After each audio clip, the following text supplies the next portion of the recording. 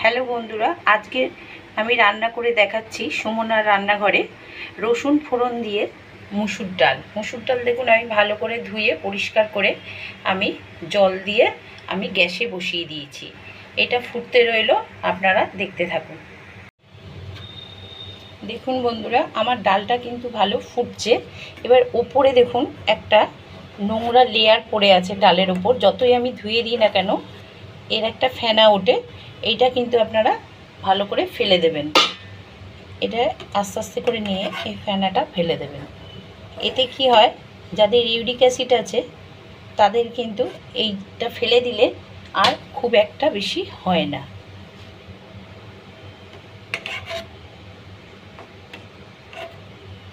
দেখুন আমি কিন্তু ফেলে দিলাম।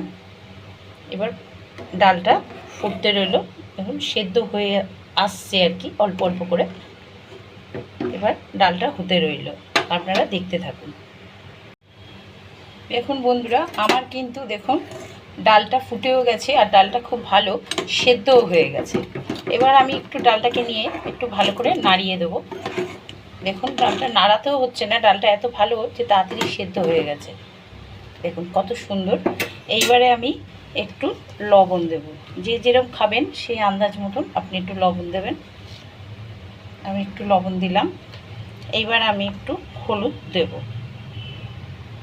অল্প হলুদ দিতে হবে, নাহলে ডালে কিন্তু একটা গন্ধ হয়ে যাবে হলুদ হলুদ।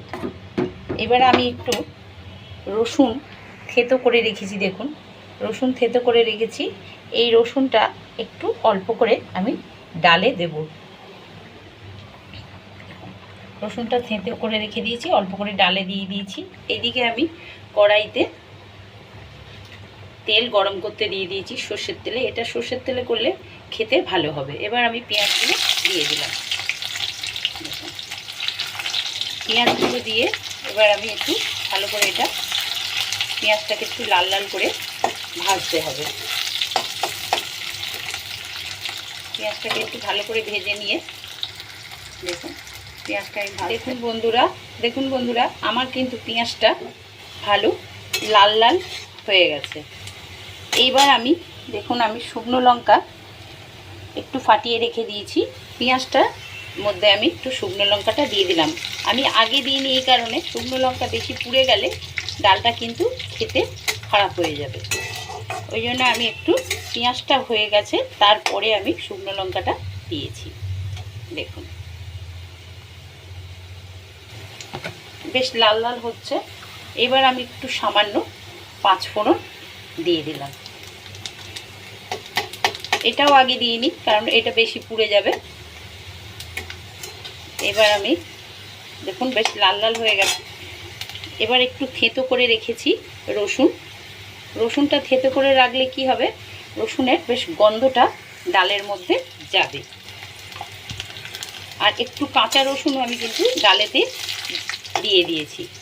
এবার রসুনটা একটু ভালো করে ভাজা ভাজা হয়ে গেলে আমি ডাল সেদ্ধ করতে দিয়ে দিয়েছি। দেখুন বেশ ভাজা ভাজা হয়ে গেছে। দেখুন ডাল সেদ্ধ করতে দিয়ে দিয়েছি। এইবার আমি ফোড়নটা দিয়ে দিলাম।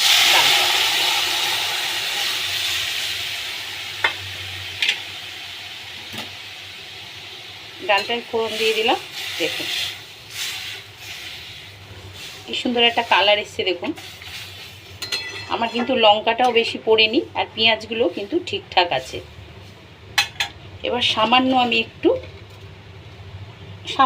যে যেরকম খাবেন একটু মিষ্টি আমি দিয়ে দিলাম, সামান্য দিয়ে ডালটাকে একটু ফুটতে দিতে হবে।